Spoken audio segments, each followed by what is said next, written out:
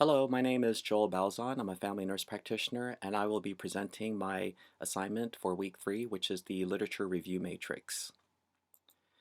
Now, for the introduction, I included my proposed DNP project, which is a quality improvement study on the implementation of a patient education intervention aimed at enhancing treatment compliance among active duty military personnel with new onset musculoskeletal pain. Now, the factors I had to consider that the literature did have are to know why patients are non-compliant with recommended treatment, musculoskeletal injuries, incidences in the military, and evaluation of interventions to promote treatment compliance in patients. Now, I reviewed 3 articles for this assignment. The first one's entitled Barriers to Treatment Adherence in Physiotherapy Outpatient Clinics, a Systematic Review.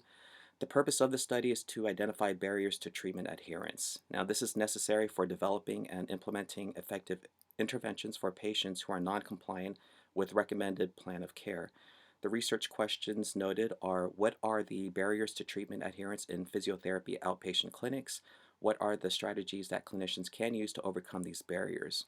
Now, this is a systematic review through study selection and quality assessment of these studies. The limitations include variations in sample sizes may contribute to less credibility in the findings. Many potential predictors were not investigated in the studies, and poor real-time compliance may contribute to data inaccuracies. Results from this study include that barriers to treatment adherence include lack of physical activity, low in-treatment adherence with exercise, low self-efficacy, depression, and anxiety, to name a few.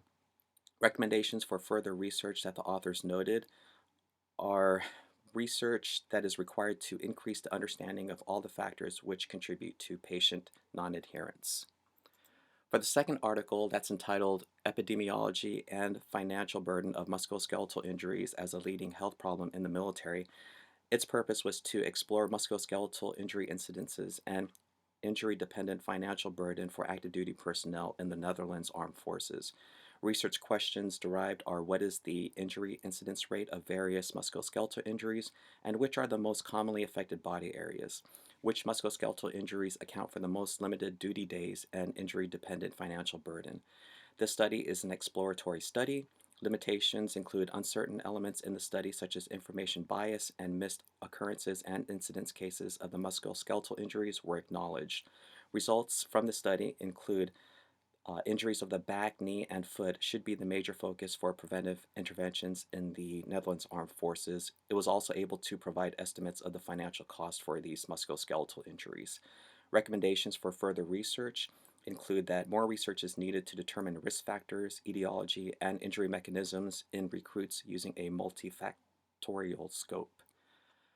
Going to the last article, the effectiveness of the teach-back method on adherence and self-management in health education for people with chronic disease.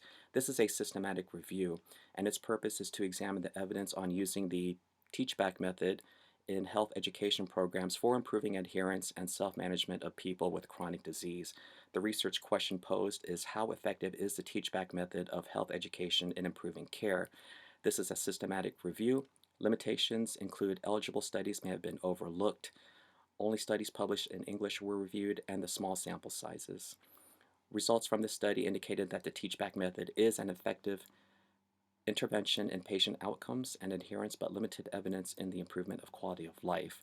The authors noted that further studies with sufficient sample sizes and rigorous implementation are necessary in order to explore the effect of the teach-back method on self-care, readmission rates, health-related quality of life, and knowledge retention. Now, in conclusion, I noticed that the literature that I reviewed are well organized and very detailed studies. It had relevant information that I can apply to my DNP project. The findings from the studies answered the research questions, and these issues investigated can certainly apply to my DNP project. This concludes my presentation.